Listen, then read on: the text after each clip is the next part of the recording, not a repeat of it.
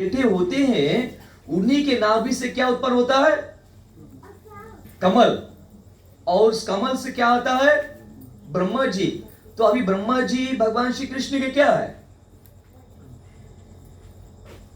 भगवान श्री कृष्ण के अंश से नारायण, और नारायण के नाभि से कमल, और कमल पर ब्रह्मा जी आते हैं।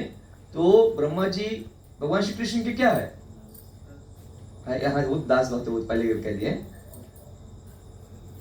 नारायण से ब्रह्मा जी उत्पन्न होते हैं, तो उनका क्या है? पुत्र। वो भगवान का ही पुत्र है। जिस प्रकार से हर सब किसका पुत्र है? भगवान श्री कृष्ण का। भगवान कहते हैं ममी अंश जीव लोके जीव भूत सनातन मनष्ठानी इंद्रियाणी प्रकृति स्थानी कर्षति। सब जितने भी जीव होते वो भगवान के अंश होते, जीव होते। वो कहते हैं पितामह से जगतो माता दाता पितामह की, मैं ही सबका पिता हूं। तो इस वो कहते हैं निसंदेह कहते हैं हे परम नियंता, प्रत्येक देहधारी जीव आपके आत्म तथा समस्त लोगों के शाश्वत साक्षी होने के कारण क्या आप आदि नारायण नहीं है? निसंदेह भगवान नारायण आपके ही अंश है, और वे नारायण इसलिए कहलाते हैं क्योंकि ब्रह्मांड के आदि जल के जनक है। वे सत्य आपकी माया से उत्पन्न नहीं है। और फिर आगे वो कहते हैं इस तरह इस ब्रह्मांड के सृजन के लिए आप मेरे ब्रह्मा रूप में, इसके पालन के लिए अपने ही विष्णु के रूप में, तथा इसके संहार के लिए आप त्रिनेत्र शिव के रूप में प्रकट होते हैं। तो वही भगवान श्री कृष्ण सृष्टि की रचना करने के लिए किस रूप में आते हैं? ब्रह्मा जी के रूप में आते हैं, और उसका पालन करने के लिए विष्णु के रूप में, और संहार के लिए शिव जी के रूप में। वही तो ये जो ब्रह्मा विष्णु महेश है, ये भगवान श्री कृष्ण के ही गुण अवतार होते हैं।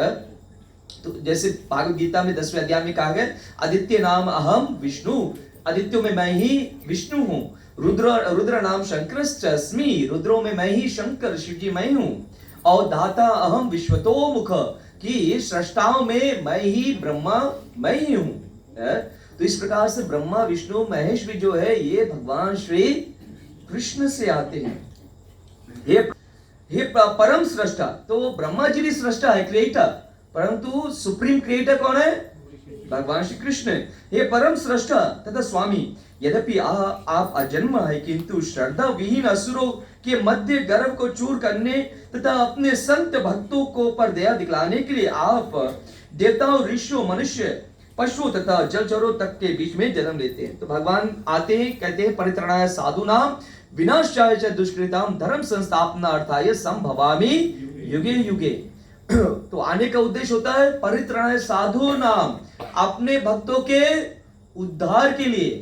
परित्राणाय साधूनां विनाशाय च दुष्कृतां, दुष्टों का वध करने के और धर्म की स्थापना के लिए भगवान आते हैं। तो यहाँ पर ब्रह्मा जी कहते हैं कि आप देवताओं के बीच में जन्म लेते हैं। तो देवताओं के बीच में भगवान किस रूप में आते हैं? वामन देव के रूप में आते हैं, वामन देव के रूप में। और ऋषियों के रूप में परशुराम के रूप में वो आते हैं। मनुष्य के रूप में जी प्रभु श्री राम के रूप में आते हैं। और फिर कहते हैं जलचरों में मत्स्य रूप में आते हैं, इस प्रकार से जन्म लेते हैं। और पशुओं में नरसिंह रूप में आते हैं, इस प्रकार से कहते हैं आप ही परमात्मा आदि भगवान परम सत्य स्वयं प्रकट अनंत तथा अनादि है। आप शाश्वत तथा अच्युत पूर्ण अद्वितीय और समस्त भौतिक उपाधियों से मुक्त है। ना तो आपके मुख सुख को रोका जा सकता है, ना ही आपको आपका भौतिक कल्मश से कोई नाता है। आप विनाश रहित और अमृत है। जिन्होंने सूर्य जैसे आध्यात्मिक गुरु से ज्ञान को की स्पष्ट दृष्टि प्राप्त कर ली है, वे आपको समस्त आत्माओं की आत्मा तथा हर एक के परमात्मा के रूप में देख सकते हैं। इस तरह आपको आदि पुरुष रूप में समझकर वे भव सागर को पार कर सकते हैं। तो भगवान को प्राप्त करने के लिए क्या आवश्यकता होती है? एक